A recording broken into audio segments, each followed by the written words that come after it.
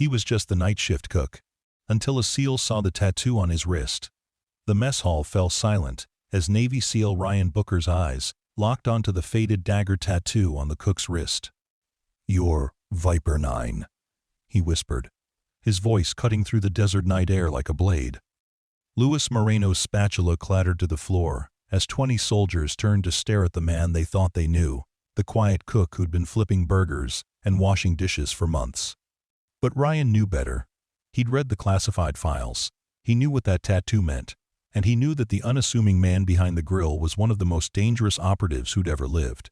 What happened next would shatter everything these soldiers thought they knew about the man who'd been serving their meals.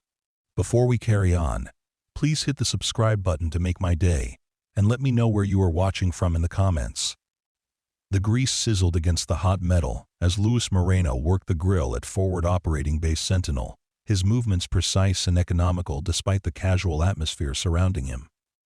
The desert wind carried sand through the mesh windows of the mess hall, coating everything in a fine layer of grit that had become as familiar as breathing to the soldiers stationed at this remote outpost, 50 miles from the nearest town.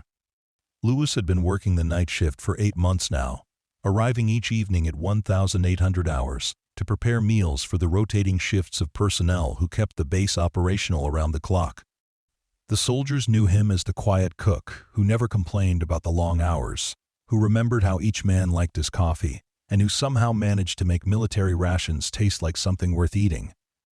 Staff Sergeant Marcus Webb often joked that Louis had magic hands when it came to turning powdered eggs into something resembling actual food, while Private First Class Danny Rodriguez swore that Louis's late-night sandwiches were the only thing that kept him sane during the endless patrol rotations. But beyond these small interactions, Louis remained largely invisible to the men he served, a background figure who appeared when hunger struck and disappeared just as quietly when the last dish was cleaned. Tonight felt different though, charged with an energy that Louis couldn't quite identify as he watched the soldiers filing in for their evening meal.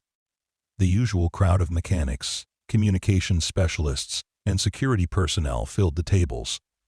Their conversations a familiar mixture of complaints about the heat, speculation about when they'd rotate home, and the endless military banter that helped pass the time in this isolated corner of the world.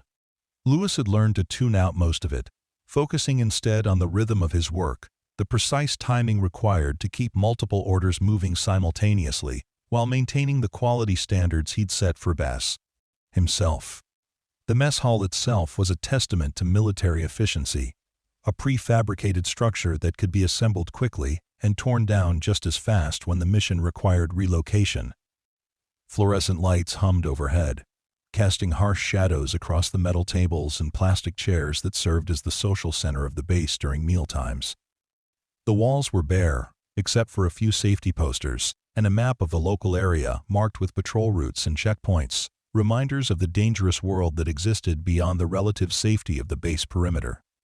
Louis moved between the grill and the prep station with the fluid grace of someone who'd spent years perfecting his craft, his hands working independently of his conscious thought as he monitored cooking times and adjusted seasonings. The men often commented on his skill, wondering where he'd learned to cook with such precision, but Louis always deflected their questions with a shrug and a modest smile. He preferred to let his work speak for itself, finding satisfaction in the simple act of providing sustenance to men who risked their lives to serve their country. The kitchen equipment was basic but functional, industrial-grade appliances designed to withstand the harsh conditions of military deployment. Louis had spent his first week learning the quirks of each piece of equipment, discovering which burners ran hot, which ovens took longer to preheat, and how to coax the best performance from machinery that had seen better days. It was a skill he'd developed over years of working in challenging environments, adapting to whatever resources were available, and making them work to his advantage. As he worked, Louis found himself thinking about the path that had brought him to this remote outpost, the series of decisions and circumstances that had led him to trade his previous life for the relative anonymity of a military contractor's position. The job had appeared on his radar at exactly the right time, offering steady work, decent pay, and most importantly, the chance to disappear into the background of military routine. The application process had been straightforward enough. His references checked out, and his background investigation had revealed nothing more interesting than a series of restaurant jobs stretching back over the past 5 years. The soldiers began forming their usual loose line at the serving counter, metal trays in hand as they waited for Lewis to dish up their portions. He recognized each face, knew their preferences and dietary restrictions, understood the subtle hierarchies that governed their interactions even during the relaxed atmosphere of mealtime. Sergeant Webb liked his meat well done, but his vegetables still crisp, while Rodriguez preferred everything slightly under-seasoned so he could add his own hot sauce, a bottle of which he carried in his cargo pocket. Like a talisman, the conversations flowed around Lewis as he worked, a constant stream of military gossip, sports scores from home, and speculation about upcoming missions. He'd learned to listen without appearing to pay attention, a skill that served him well in maintaining his position as the invisible man who simply provided food and faded into the background. The soldiers trusted him with their casual complaints about officers, their fears about upcoming deployments, and their dreams of what they'd do when they finally made it home. Never suspecting that their quiet cook was absorbing every word with the trained ear of someone who'd spent years learning to read people and situations. The routine of serving meals had become almost meditative for Lewis, a series of practiced movements that required just enough attention to keep his mind occupied without demanding the intense focus that had once defined his existence. He could lose himself in the simple act of portioning food, the satisfaction of seeing soldiers leave his serving line with full trays and something approaching contentment on their faces. It was honest work, straightforward and uncomplicated, in ways that his previous life had never been, and he'd grown to appreciate the predictability of it all. But even as he found peace in this routine, Lewis remained constantly aware of his surroundings, his eyes automatically cataloging exits and potential threats, even as his hands worked the serving spoons. Old habits died hard, and despite his best efforts to embrace his new identity as a simple cook, the instincts that had kept him alive through years of dangerous work continued to operate just below the surface of his consciousness. He'd learned to suppress these automatic responses, to appear relaxed and unguarded while maintaining the situational awareness that had become second nature to him. The desert night pressed against the windows of the mess hall, a vast darkness broken only by the perimeter lights that marked the boundaries of the base. Lewis had grown accustomed to the isolation of this place, the way it seemed to exist in its own bubble of activity surrounded by miles of empty terrain.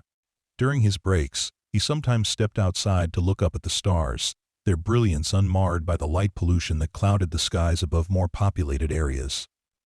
There was something humbling about that view, a reminder of just how small and insignificant human concerns appeared when measured against the vastness of the universe.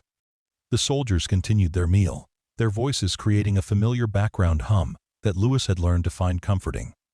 These men had become his world in a way, their routines and personalities as familiar to him as his own reflection. He knew which ones were struggling with news from home, which were counting down days until their rotation ended, and which had found ways to make peace with the uncertainty of military life. They trusted him in their own way, treating him as a fixture of their daily existence, someone who would always be there when they needed a meal or a brief moment of normalcy in their structured but unpredictable lives. The evening shift was settling into its rhythm when Lewis noticed the new arrival, a figure that stood out immediately among the familiar faces of the regular base personnel. The man was clearly military, his bearing and confidence marking him as someone accustomed to command, but his uniform was different from the standard army fatigues worn by most of the soldiers at the base.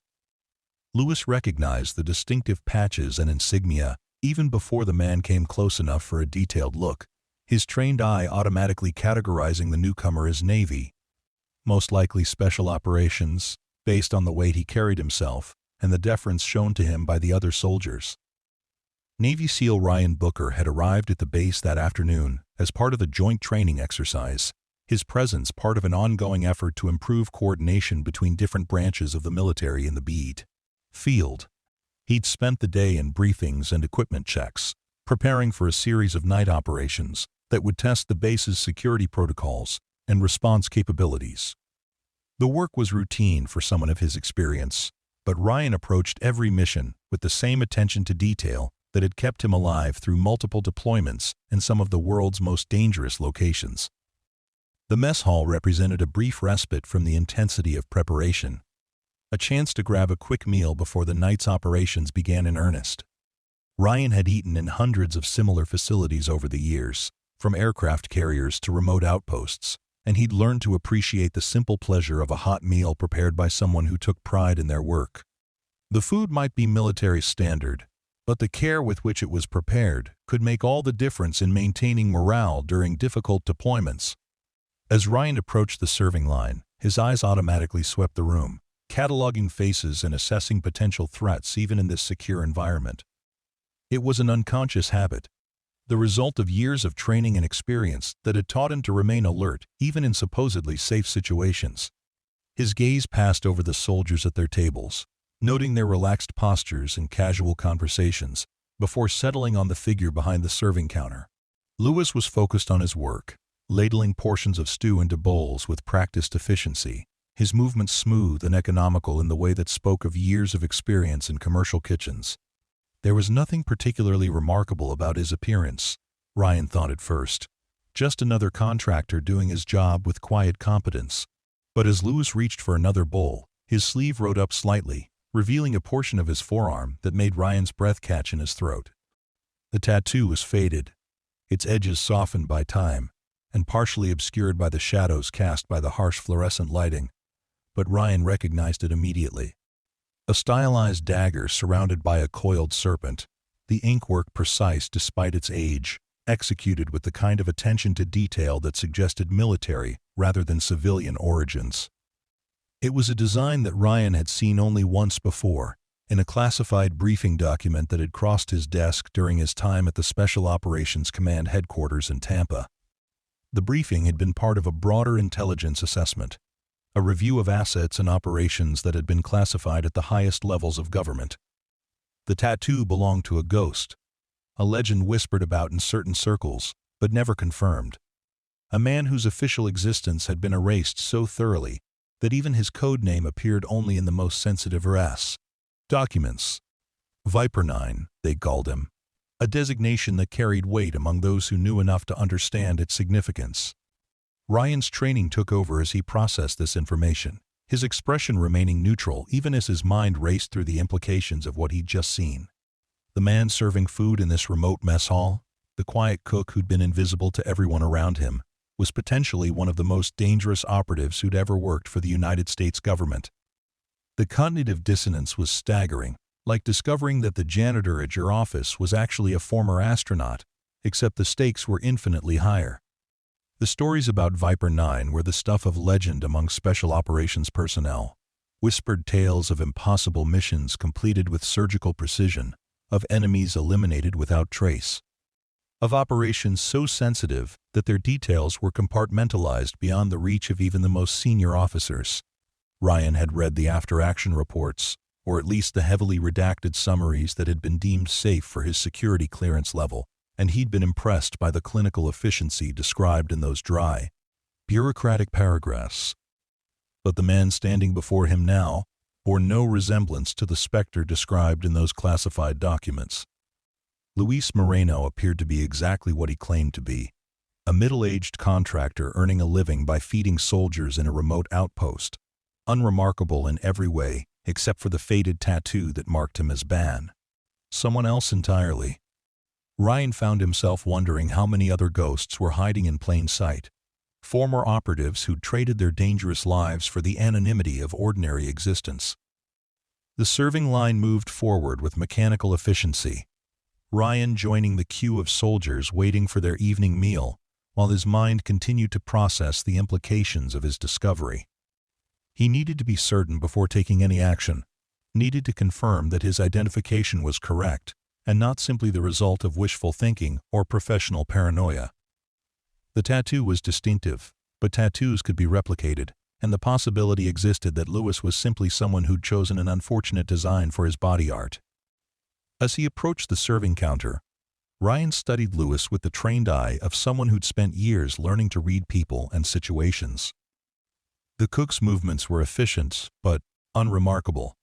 His interactions with the soldiers professional but distant, his overall demeanor that of someone who'd found comfort in routine and predictability. But underneath the surface, Ryan detected subtle signs that suggested a different story, the unconscious habits of someone who'd been trained to constant vigilance. The way Lewis's eyes briefly scanned each face in the serving line, cataloging and assessing before moving on to the next. The manner in which he positioned himself behind the counter, maintaining clear sight lines to all exits while keeping his back to the wall. The subtle tension in his shoulders that suggested someone prepared to react instantly to any threat, despite the relaxed atmosphere of the mess hall. These were the marks of professional training, the kind of ingrained responses that never fully disappeared even after years of civilian life. Ryan accepted his tray of food with a nod of thanks, his eyes briefly meeting Lewis's, before moving on to join the other soldiers at their tables. The contact was brief, but significant, a moment of recognition that Ryan felt certain had been mutual. Lewis had seen something in Ryan's face, some flicker of knowledge or understanding that had registered despite the cook's attempts to maintain his carefully constructed facade of ordinariness. The meal that followed was a steady and controlled tension, Ryan going through the motions of eating while his mind worked through the protocols for handling this type of situation. The discovery of a former classified operative working under an assumed identity was not covered in any standard operational manual, and the sensitivity of the situation demanded careful consideration before any action was taken. Ryan needed to verify his suspicions, but he also needed to respect the obvious desire for anonymity that had brought Lewis to this remote outpost. The soldiers around him continued their conversations, unaware of the drama playing out in their midst, their focus on the mundane concerns of military life in a forward operating base.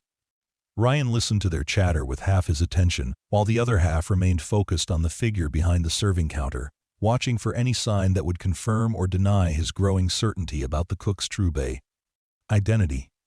As the evening wore on, and the mess hall began to empty, Ryan found himself alone with his thoughts and the weight of what he potentially discovered. The night operations that had brought him to the base seemed suddenly less important than the mystery of the man who'd been serving meals to soldiers for months without anyone suspecting his true background. The implications were staggering, not just for Lewis, but for the entire security apparatus that had allowed a ghost to disappear so completely that even his existence had been forgotten.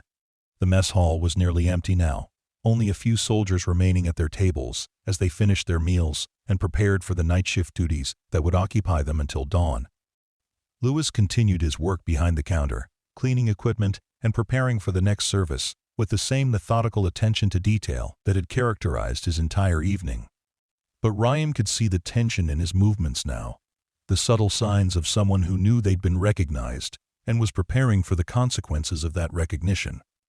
The moment of truth came when Ryan stood up from his table, his decision made despite the uncertainty that surrounded the situation. He walked slowly toward the serving counter, his movements deliberate and non-threatening, his hands visible at all times to avoid any misunderstanding. The few remaining soldiers in the mess hall paid no attention to his approach, focused on their own concerns and conversations, unaware that they were about to witness a confrontation that would challenge everything they thought they knew about the man who'd been feeding them for months. Lewis looked up as Ryan approached, his expression carefully neutral, but his eyes alert with the kind of wariness that came from years of living with danger. The two men faced each other across the stainless steel counter, the cook and the SEAL, each recognizing something in the other that spoke to shared experiences and common understanding. The silence stretched between them, heavy with unspoken questions and carefully guarded secrets, until Ryan finally broke it with words that would change everything. "You're Viper 9, Ryan said quietly, his voice barely above a whisper but carrying the weight of absolute certainty. "I read your debrief in Langley." The words hung in the air like a physical presence, and Lewis felt something cold settle in his stomach as he realized that his carefully constructed new life was about to crumble around him. The spatula in his hand suddenly felt impossibly heavy, and he heard it clatter to the floor as his grip loosened, the sound unnaturally loud in the sudden silence that had fallen over the mess hall. Every conversation stopped. Every head turned toward the serving counter where Ryan and Lewis faced each other in a tableau that would be burned into the memory of every soldier present. The casual atmosphere that had characterized the evening meal evaporated instantly, replaced by a tension so thick It was almost tangible, as 20 pairs of eyes focused on the man they'd known as their quiet cook, and tried to reconcile that image with the words they just heard. Lewis felt the weight of their stares, the sudden scrutiny from men who'd barely noticed his existence for months, and he realized that there was no way to deflect or deny what had just happened. The SEAL identification had been too specific, too confident, delivered with the kind of certainty that came from classified knowledge. His cover was blown, his anonymity shattered, and the peaceful existence he'd built for himself at this remote outpost was about to become just another memory in a life filled with them. Ryan watched the recognition play across Lewis's face, saw the moment when the cook's careful facade cracked and revealed glimpses of the man beneath. The transformation was subtle, but unmistakable. A straightening of the shoulders, a sharpening of the eyes, a barely perceptible shift in posture that spoke of someone preparing for battle. For just an instant, Ryan caught a glimpse of Viper 9, the legendary operative whose reputation had been built on operations so classified that their details might never be revealed. The silence stretched on, broken only by the hum of the fluorescent lights and the distant sound of generators maintaining the base's power supply. The soldiers remained frozen in their seats, sensing that something significant was happening, but lacking the context to understand its full importance. They knew only that their quiet cook had been identified as someone else, someone whose code name carried enough weight to transform the atmosphere of the room with just 2 words. Staff Sergeant Webb was the first to break the tableau, rising slowly from his table with the careful movements of someone who'd recognized that the situation had suddenly become unpredictable. His hand moved instinctively toward his sidearm, not drawing it but simply acknowledging its presence, a gesture that was immediately noticed and copied by several other soldiers in the room.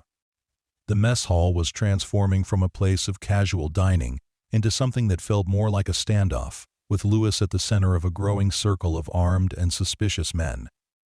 Luis raised his hand slowly, palms visible, understanding that his every movement was being watched and evaluated by soldiers who'd been trained to recognize threats. The irony of the situation wasn't lost on him, that men he'd been feeding for months were now treating him as a potential enemy, simply because his past had been revealed. But he also understood their reaction, knew that the revelation of his identity had fundamentally changed the dynamic of every relationship he'd built at the base. "Easy," Lewis said quietly, his voice carrying the calm authority of someone accustomed to high-stress situations. "I'm not a threat to anyone here." The words were true, but he knew they would carry little weight against the implications of what Ryan had revealed. Viper 9 wasn't just a code name, it was a legend, a ghost story told in whispers among military personnel who dealt with the darker aspects of national security. The man behind that designation was someone who could kill with his bare hands, who could disappear into crowds and emerge behind enemy lines, who could turn everyday objects into weapons and escape from situations that would trap lesser operatives. Ryan studied Lewis's face, looking for any sign of deception or dangerous intent, but found only the weary resignation of someone whose secret had finally been discovered. The cook's posture remained non-threatening, his hands still visible, his expression more sad than angry as he watched his carefully constructed new life disintegrate before his eyes. This wasn't the reaction of someone preparing for violence, Ryan realized, but of someone who'd been hoping to avoid this exact situation. "How long have you known?" Lewis asked, his voice carrying a note of genuine curiosity despite the circumstances. "Since I saw the tattoo," Ryan replied, his own voice steady despite the adrenaline coursing through his system. The briefing documents described it in detail. Luis nodded slowly, understanding that his attempt to hide his identity had been undone by a piece of permanent body art that he'd gotten during his early days in the service, when such things had seemed like badges of honor rather than potential liabilities. The tattoo had been a symbol of pride once, a mark of belonging to an elite group of operators who'd been selected for missions that required the highest levels of skill and discretion. Now, it was simply evidence of a past he'd tried to leave behind. The soldiers in the mess hall remained frozen in their positions, weapons still holstered, but hands ready to draw them at the first sign of trouble. The atmosphere was electric with tension, everyone present understanding that they were witnessing something significant without fully comprehending what that something might be. The cook they'd known for months had been revealed as someone else entirely, and the implications of that revelation were still sinking in. "What happened?" Webb asked, his voice carrying the authority of his rank, but also a note of genuine confusion. "Who are you really?"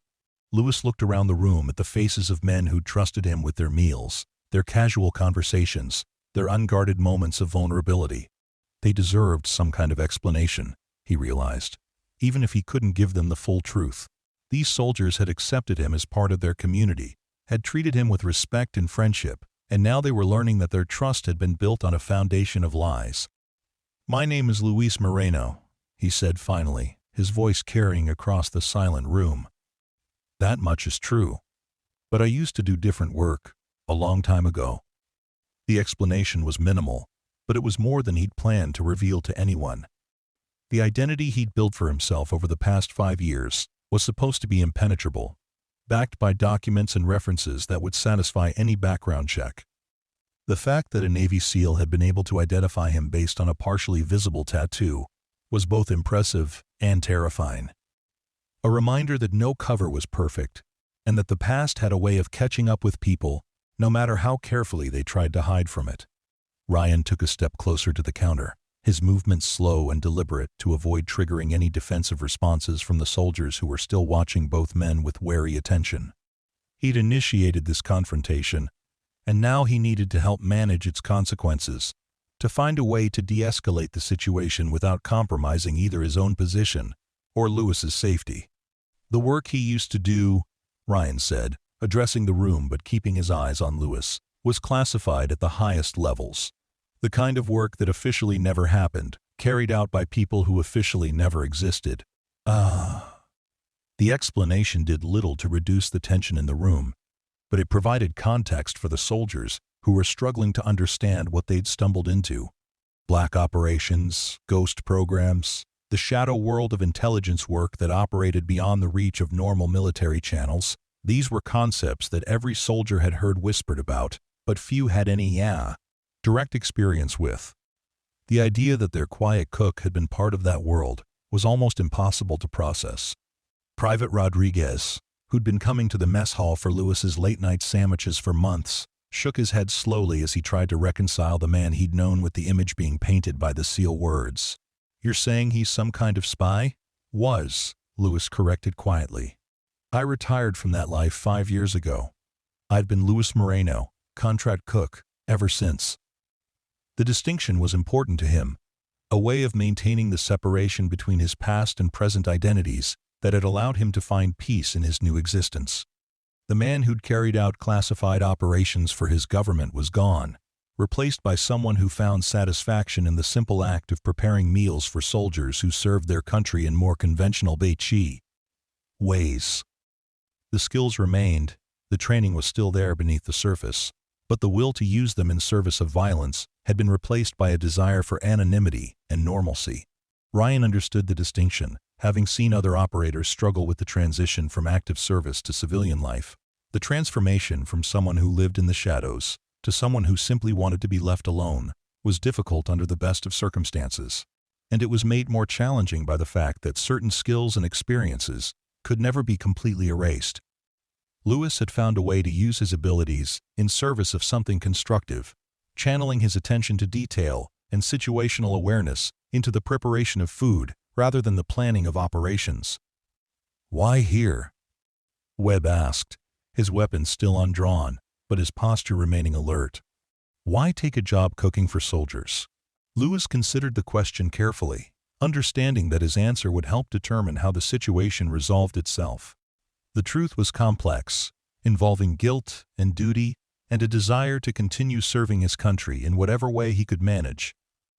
But it was also personal, rooted in experiences that he'd never discussed with anyone and had no intention of sharing with a room full of strangers. "Because I know what it's like to be far from home," he said finally. "I know what it means to put your life on the line for your country, and I know how much a good meal can mean when you're living in a place like this." The answer was honest, without being revealing. a glimpse into his motivations that didn't require him to expose the darker aspects of his past. The soldiers in the room could understand that explanation, could relate to the experience of being deployed in hostile territory and finding comfort in small pleasures like well-prepared food. It was a bridge between his past and present identities, a way of acknowledging both, without fully explaining either. Ryan nodded slowly, recognizing the truth in Lewis's words and the careful way he'd chosen to express it. The SEAL had read enough classified reports to understand the psychological toll that black operations could take on the people who carried them out. And he could see the signs of that toll in Lewis's eyes, despite the man's attempts to project calm confidence. The cook had found a way to continue serving without having to carry the weight of life and death decisions, and Ryan respected that choice, even as he struggled with the implications of what he'd discovered. The standoff continued for several more minutes, the soldiers gradually relaxing their aggressive postures as they processed the information they'd been given and tried to understand what it meant for their daily lives. Lewis remained behind the counter, his hands visible, his expression calm but watchful, as he waited to see how the situation would resolve itself. The revelation of his identity had changed everything, but the extent of those changes remained to be determined. It was Webb who finally broke the impasse, his practical nature asserting itself over the confusion and uncertainty that had gripped the room. "So, what happens now?" he asked, directing the question to both Ryan and Lewis. "Do we report this? Do we pretend it never happened? What's the protocol for finding out that your cook used to be some kind of super spy?" The question highlighted the unprecedented nature of the situation, the fact that there was no established procedure for handling the discovery of a retired Black Ops operative working under an assumed identity. Lewis's presence at the base wasn't illegal, his work performance had been exemplary, and he'd given no indication of being a security risk. The revelation of his past raised questions, but it didn't necessarily require any immediate action. Ryan considered the options carefully, weighing his duty to report security irregularities against his respect for Lewis's obvious desire to live quietly. The SEAL had initiated this confrontation, and now he bore some responsibility for its consequences. He could file a report that would result in Lewis being subjected to intensive background checks and possibly relocated to a different position. Or he could choose to treat the discovery as a closed matter that required no further action. "That depends on Lewis," Ryan said finally.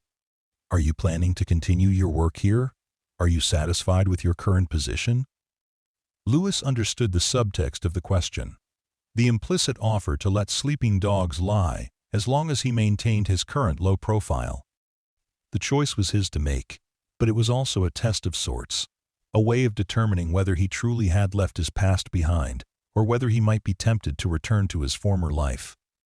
The wrong answer would trigger a cascade of investigations and disruptions that would destroy the peaceful existence he'd built for himself. "I'm satisfied," Lewis said quietly. "I have no desire to return to my former work, and I have no intention of using my skills for anything other than cooking. I just want to be left alone to do my job." The sincerity in his voice was unmistakable, carrying the weight of someone who'd made peace with difficult choices and was committed to maintaining the course he'd set for himself. Ryan heard the truth in those words, recognized the weariness of someone who'd seen too much and done too much and simply wanted to find a quiet corner of the world where he could exist without having to constantly look over his shoulder. The SEAL nodded slowly, his decision made. "Then as far as I'm concerned, you're Lewis Moreno, contract cook. Your past is your own business, and your present work speaks for itself." The words carried the weight of official sanction, a Navy SEAL judgment that the man behind the counter posed no threat to base security or personnel safety. It wasn't a formal clearance, but it was an authoritative assessment that would carry significant weight if questions were raised about Lewis's presence at the base. Ryan was essentially vouching for the cook's character, staking his own reputation on the belief that Lewis had truly left his dangerous past behind. The soldiers in the mess hall began to relax, the immediate crisis apparently resolved by Ryan's acceptance of the situation. Weapons remained holstered, conversations resumed in hushed tones, and the electric atmosphere of potential violence gradually dissipated. Lewis remained behind the counter, his expression grateful but guarded, understanding that his life at the base had been permanently altered even if he'd been allowed to keep his job. The evening wound down with an awkward normalcy. Soldiers finishing their meals and departing for their various duties while trying to process what they'd witnessed. Luis continued his cleanup routine, his movements mechanical as he worked through the implications of what had happened. His cover was blown, his identity known to at least 20 people, but he'd been granted an unexpected reprieve that would allow him to continue his work. As the mess hall emptied, Ryan remained behind, ostensibly finishing his meal, but actually wanting to speak with Luis privately. The two men who'd shared this moment of recognition deserved the opportunity to address the situation without an audience, to establish some kind of understanding that would allow them to coexist at the base without constant tension or suspicion. "I'm sorry," Ryan said when they were finally alone. "I didn't mean to blow your cover. I recognized the tattoo and couldn't believe what I was seeing." Luis looked up from his cleaning, his expression thoughtful as he considered the SEAL apology. "You did what you thought was right. In your position, I probably would have done the same thing." The understanding between them was immediate and complete. Two professionals who'd operated in similar worlds and understood the responsibilities that came with classified knowledge. Ryan had been faced with a potential security issue and had handled it according to his training, while Luis had been forced to confront the reality that his past would always be part of who he was, regardless of how carefully he tried to bury it. "What was it like?" Ryan asked, genuine curiosity overriding his usual discretion. "The work you used to do?"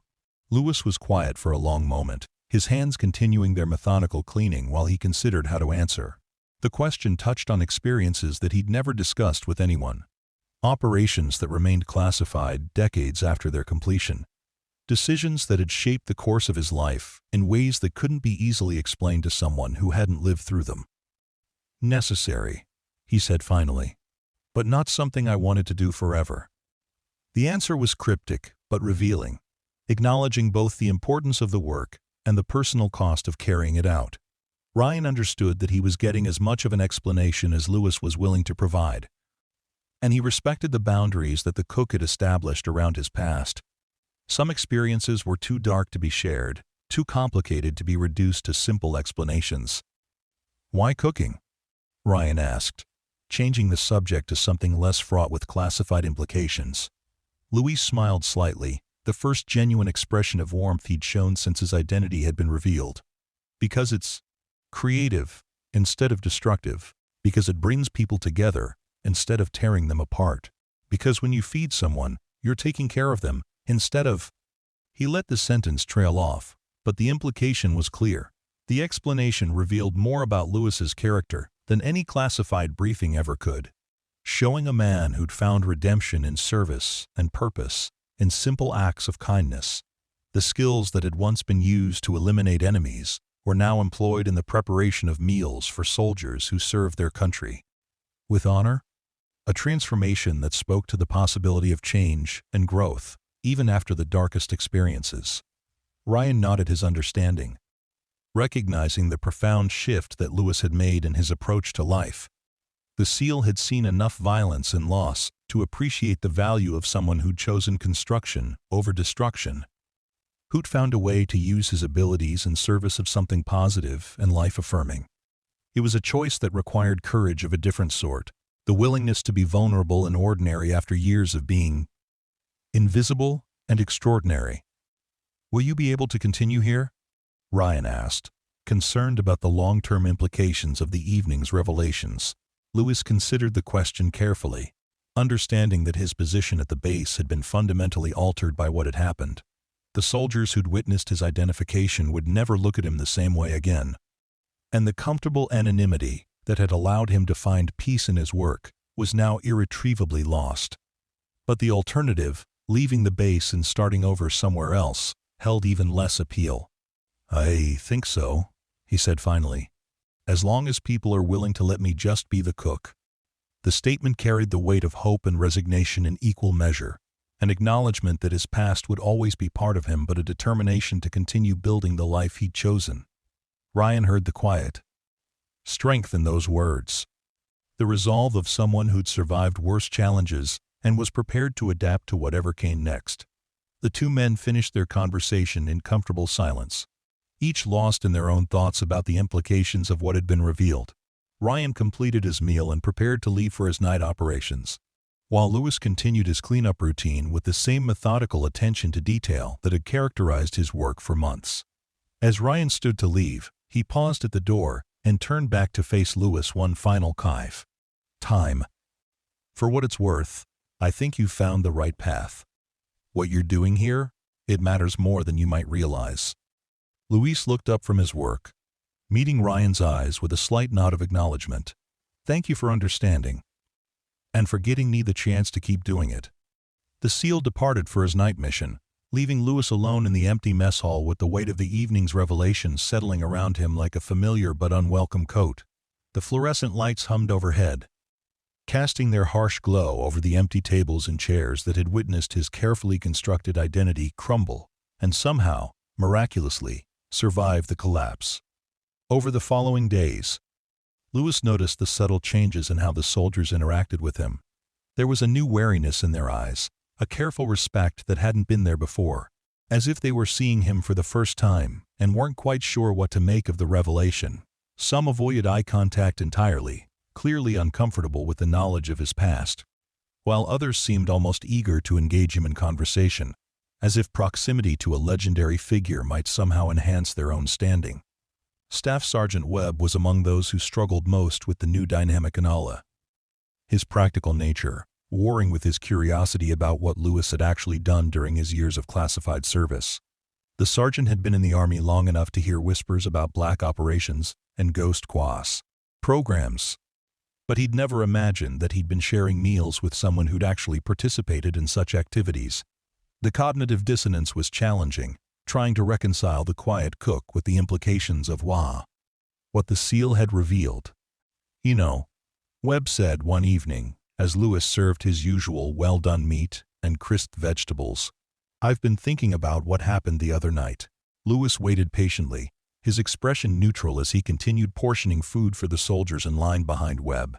He'd been expecting this conversation, understanding that the revelation of his identity would inevitably lead to questions that he couldn't fully answer. The thing is, Webb continued, you've been taking care of us for months. Whatever you did before, right now, you're just a guy who makes sure we get fed. That's got to count for something.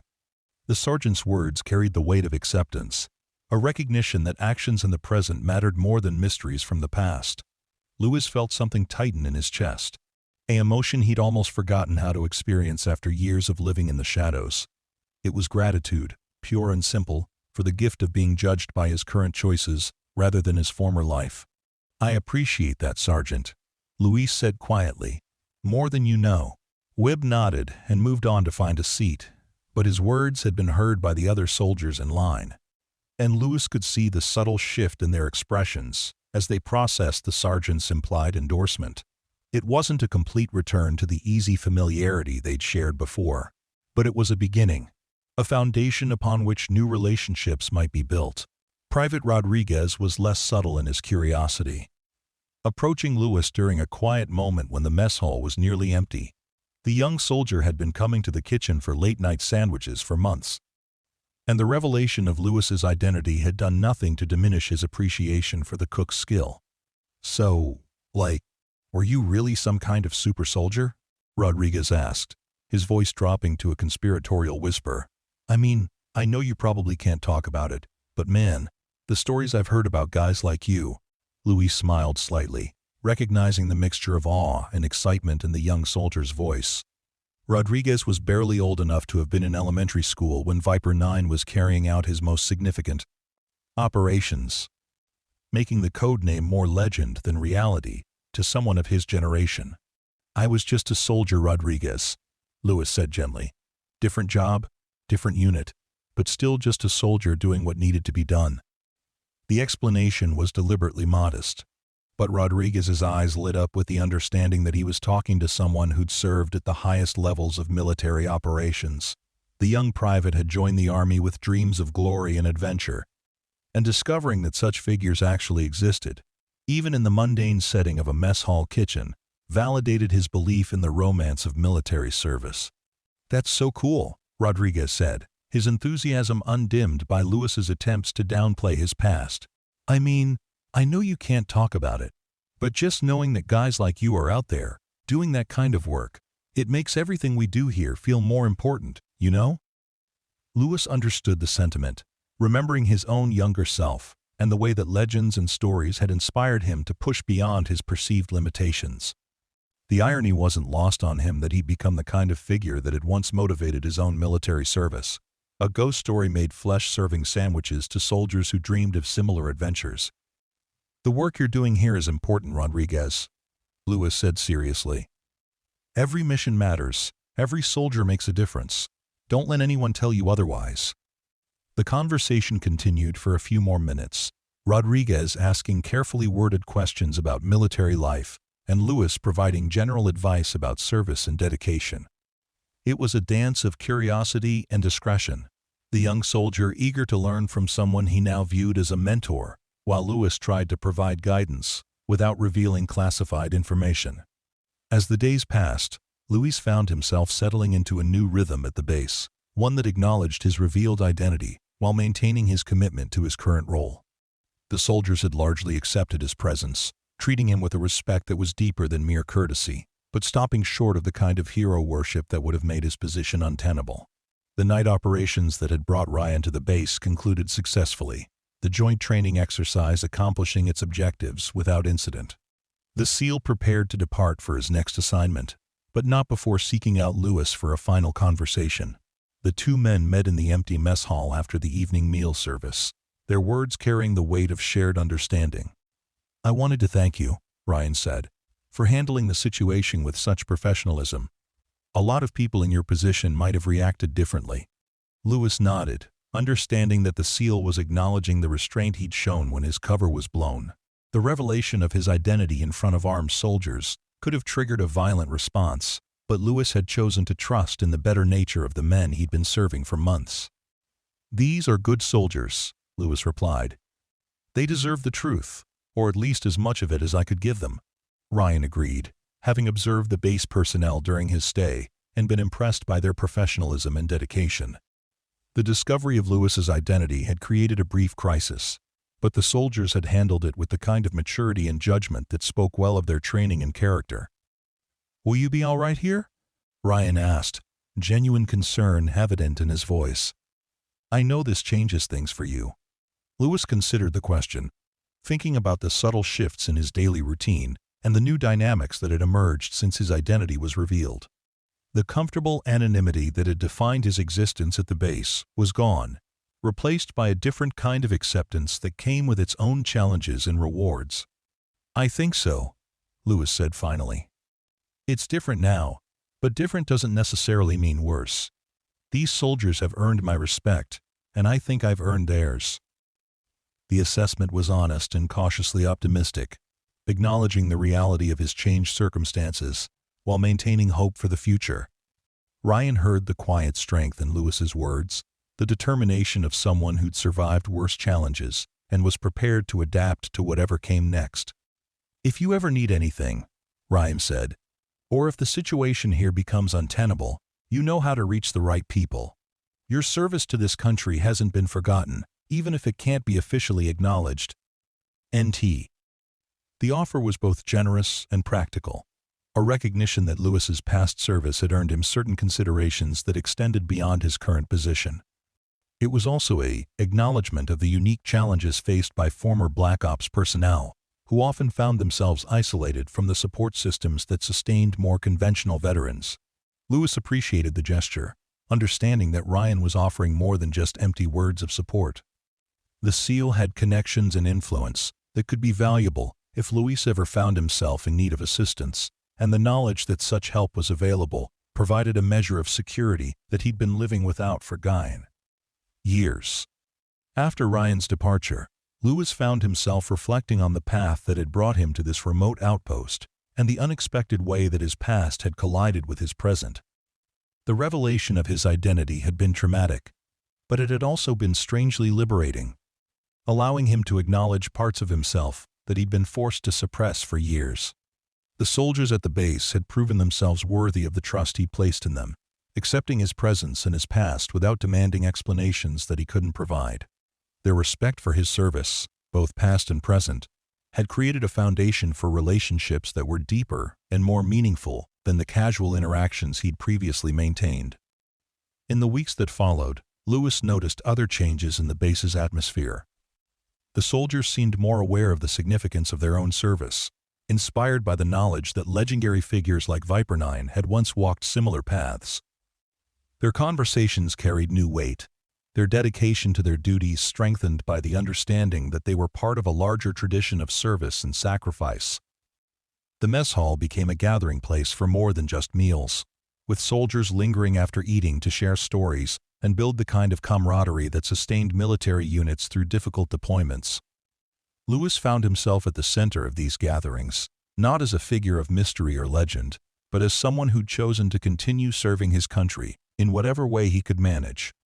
The revelation of his identity had transformed him from an invisible contractor into a respected member of the base community, someone whose opinions were valued and whose presence was appreciated. It was a role he'd never expected to fill, but one that he found increasingly rewarding as the days passed.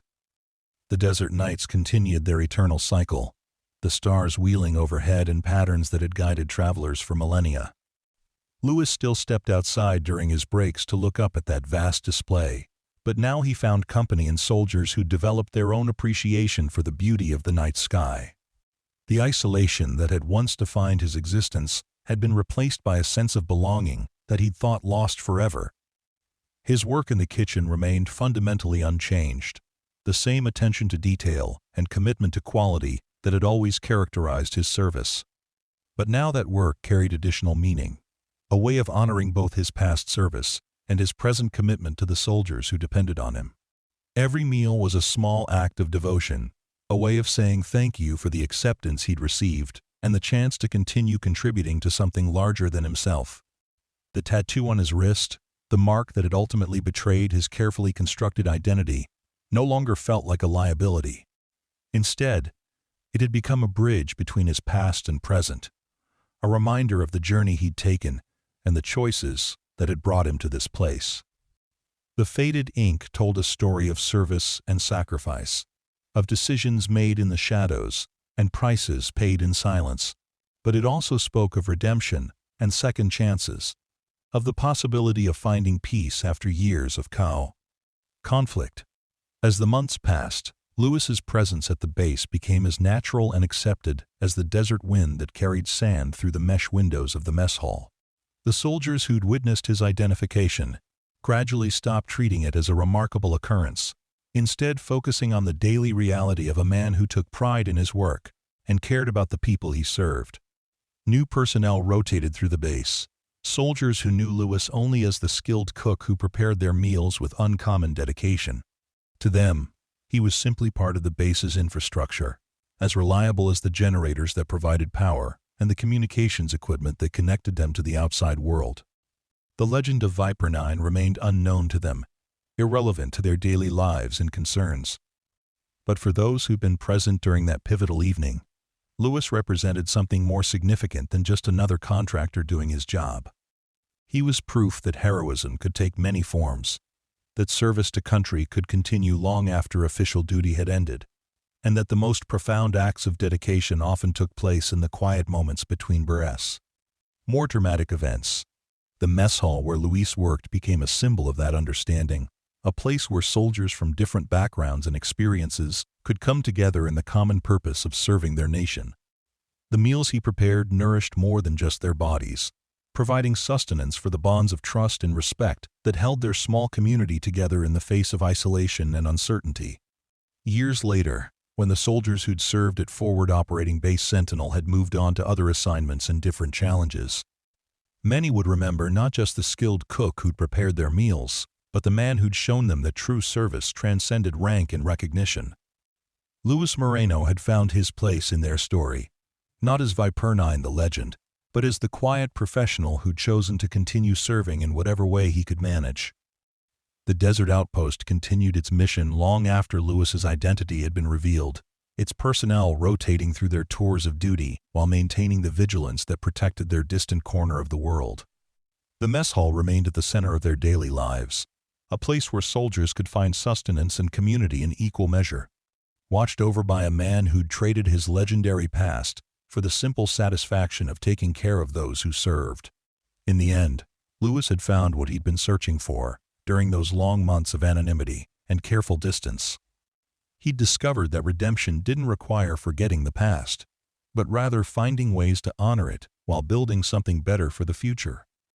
The skills that had once been used in the shadows now served a different purpose, creating moments of warmth and connection in a harsh and unforgiving environment. The tattoo on his wrist had indeed marked him as someone special, but not in the way he'd originally feared. Instead of exposing him as a threat or a liability, it had identified him as someone who'd chosen to continue serving his country long after his official duty had ended.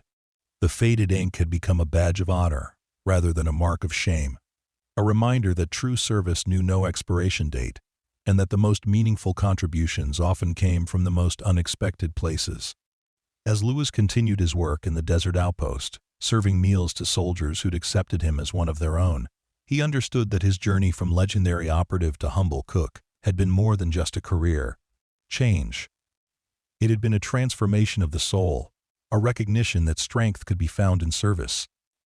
That purpose could be discovered in the simplest acts of kindness, and that the greatest victories were often won not on battlefields, but in the quiet moments when one person chose to care for another. The night shift would continue, the desert would endure, and Luis Moreno would remain at his post, no longer hiding from his past, but embracing a future built on the foundation of service, sacrifice, and the unexpected grace of second chances.